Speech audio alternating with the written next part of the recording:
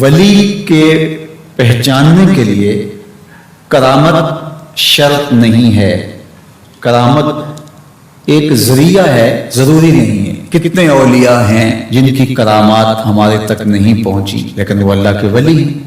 سب سے بڑے ولی اس امت کے صحابہ تھے، ان میں سے کتنے کی کرامات ہمارے پاس پہنچی ہیں لیکن ہم انہیں اللہ کا ولی مانتے ہیں۔ تو یہ کوئی شرط نہیں ہے، شرط ایمان اور تقوی ہے، اور باقی احادیث میں مختلف ان کی علامتیں بتائی گئی ہیں۔ الذین اذا رأوا ذکر اللہ، ایمان اور تقوی سے متصف بندگان خدا کی ایک علامت یہ ہے جب تم ان کی صحبت میں بیٹھو تمہیں خدا یاد آ جائے، اللہ کی یاد آنے لگے۔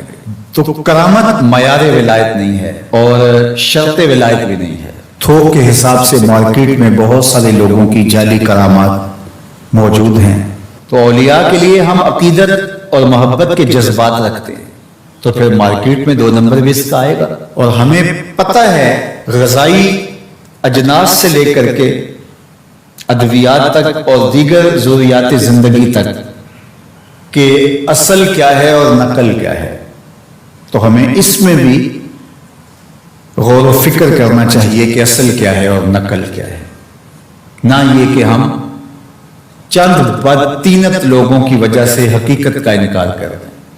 تو آج بھی کچھ لوگ ہیں جو کہتے ہیں جی چھوڑو، ہم نہیں مانتے کرامتوں شرامتوں کو، اس طرح کے لفظ بولتے ہیں، جبکہ کرامت کا من حیث الکرامت انکار کفر ہے۔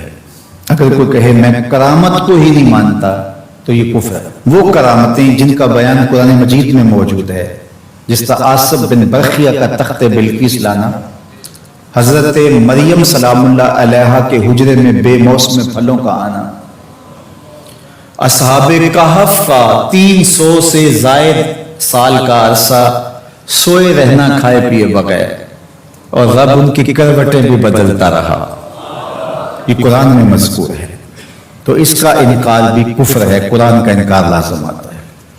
اگر کسی کرامت کا بیان حدیث متواتر میں ہو تو اس کا انکار بھی کفر ہے، لیکن ایسی کوئی کرامت نہیں جس کا ذکر حدیث متواتر میں ہو۔ البتہ احادیث مشہورہ اور احادیث احاد میں کرامات کا بیان موجود ہے، تو ان کا انکار بھی گمراہی ہے۔ جس طرح وہ 3 لوگ جو غار میں پھنس گئے تھے، انہوں نے پھر دعائیں کی اور پتھر ہٹا، جریج کا واقعہ موجود ہے، صحابہ کی کرامات موجود ہیں، حضرت عمر کے رکے سے دریائے نیل کا چلنا، اس طرح جو مسلمہ بزرگ ہیں ان کی کرامات کا انکار کرنا محرومی ہے۔ لیکن یہ بات بھی ذہن میں رکھے کہ کرامت اللہ کی طرف سے بندے کو دی جانے والی ایک عزت ہے، لیکن ولی کی زندگی کا مقصود رضائے الہی کی طلب ہے، کرامتوں کی طلب نہیں۔ لیکن عمومی طور پہ ہمارے اسٹیجوں کے اوپر اولیاء کے حوالے سے جو بات کی جاتی ہے، بس آپ سننے کے لیے بیٹھے ہیں اور خطیب صاحب نے کان پہ ہاتھ دھرا اور 2-4 کرامتیں سنائی اور چلے گئے، معیار بتایا ہی نہ، جس کے نتیجے کے اندر بہت سارے عوام اس سے غافل ہوتے ہیں۔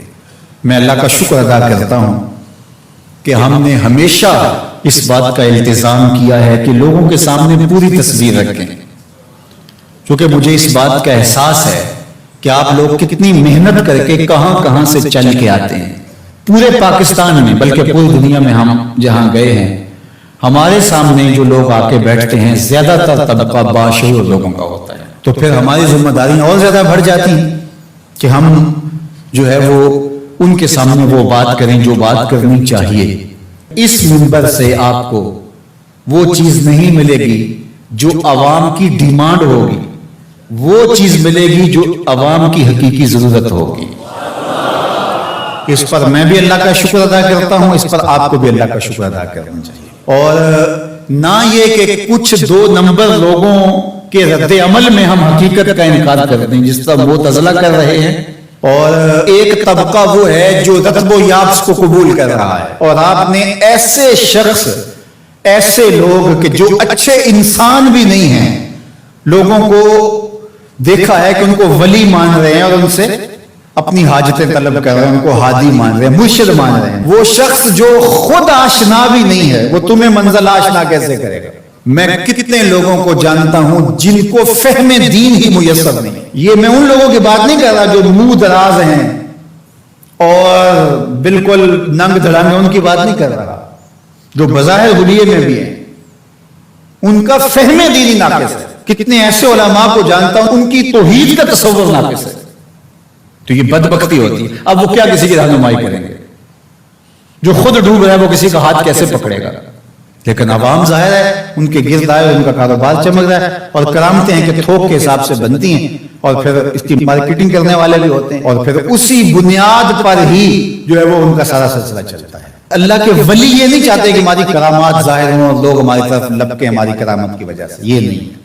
الکرامات حیض الرجال، جس طرح عورتیں ایام مخصوصہ کو چھپاتی ہیں، اللہ کے ولی بھی چھپاتے ہیں. وہ نہیں چاہتے کہ ہم اس حوالے سے جو ہے وہ پہچانے جائیں.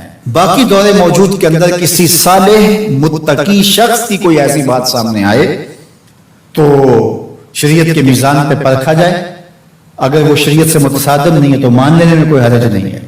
لیکن اگر کسی کی سمجھ میں نہیں بھی آتا تو فرق نہیں پڑتا. لیکن کسی ولی سے کوئی دشمنی نہ رکھے. جو کسی ولی سے دشمنی رکھے تو اللہ فرماتا اس کا میرے ساتھ اعلان جنگ ہے، تو وہ پھر شخص محروم کر دیا جائے.